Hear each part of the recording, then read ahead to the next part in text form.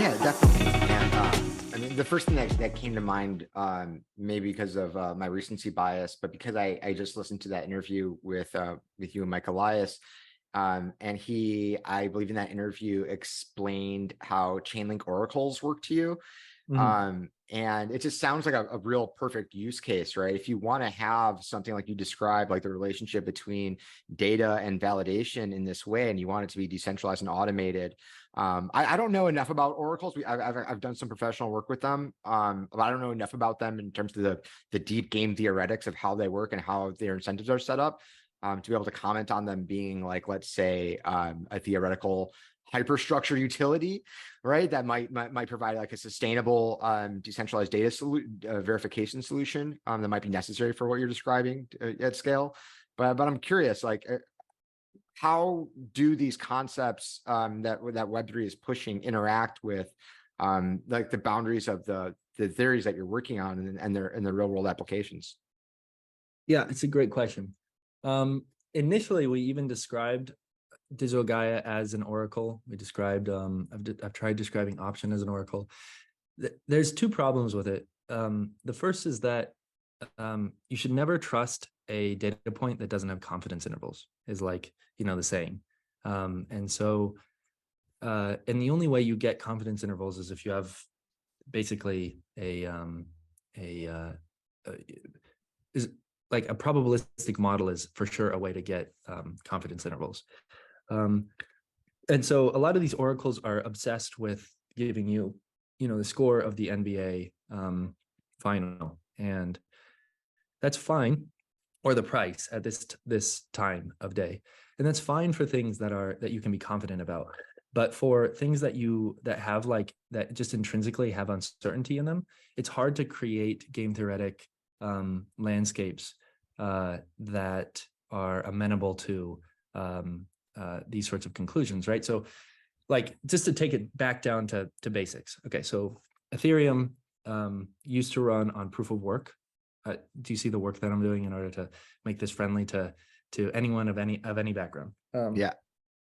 So Ethereum is one of the most popular blockchains. It used to run on proof of work, and it proof of work was all about performing some sort of calculation, and then if that calculation had a certain property, then you were given permission sort of to add it to the chain.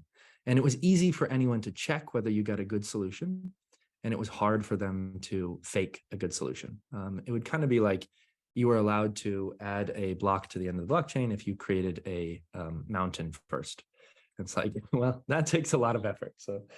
So then we switched to proof of stake, and proof of stake doesn't have the same guarantee that you're going to be able to that it's hard to create these sorts of things, because in principle somebody could start to fake it, but you can rely on the fact that everybody else is like paying attention to these things and they're really easy to verify in order to make that really unlikely.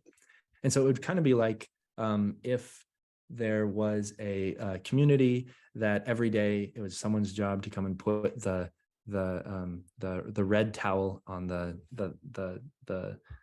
table in the center of the village, and everybody walks past that towel every single day, and it's easy for them to check that it's red. And if any one person says no, that's not red, then whatever, you lose your house, let's say. So this is now the Ethereum proof of stake model.